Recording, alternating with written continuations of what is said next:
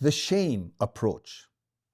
I would like to share an approach which Duane Elmer in his book calls the one down position, which means to make oneself vulnerable in the face of conflict. In short, when you have a problem or conflict, you approach the person with whom you have the conflict and you ask them to help you with the situation, even if you feel that the other person is at fault. You just don't say it. So let me explain it again from another angle. If you're in conflict with a person and this conflict threatens to shame you, what are you going to do? So you try to give the other party the opportunity to save your honor. There's a good chance that that person will reach out and do what they need to do to keep you from experiencing shame. Now, this means you put yourself in their debt. You make that other person obligated to you. You show them that you are in need and maybe they can actually help you. Now, as I've said before, in honor-shame cultures, shame is very powerful. And the general rule of life is that people try not to cause shame for someone else. So when you're about to face shame, it is appropriate to ask someone to protect you from losing face and experiencing shame. Even you can ask the one you have conflict with to save you from shame. Duane Elmer says, if one holds the power to keep another person from being shamed, that person is morally obligated to do something to keep shame from coming to the other. Now, I want to share a few personal examples, and I think they're related to what Duane Elmer is talking about. Offering an apologetic smile. So I'm in a traffic jam, so either I inadvertently turn in front of another vehicle, or maybe that other vehicle turns in front of me. So instead of road rage, which happens in some places, I smile apologetically with my hand over my heart. This is no tick-the-box apology, but a genuine, symbolic gesture that I don't want to fight about this. Can we just get over it?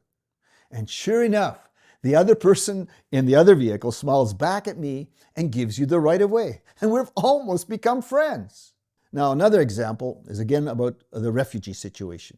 I get frequent requests from refugees around the world to help them with sponsorships, and I wish I could help them. They expect that I should and that I can. In fact, one person said, if you wanted to, you could.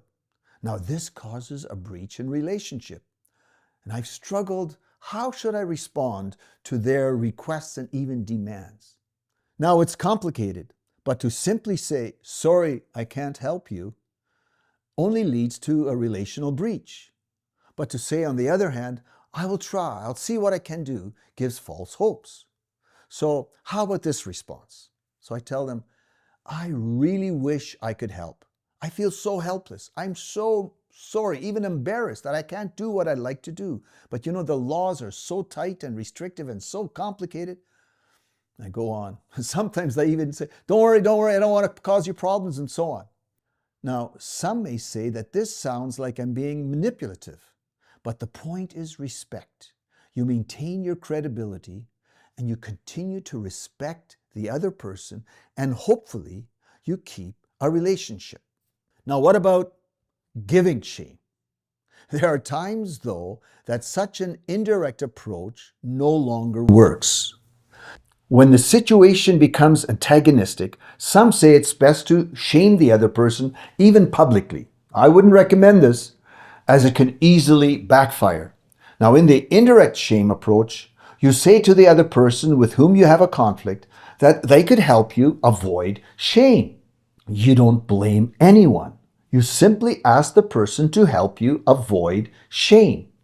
But in the direct shame approach, you hold that person accountable.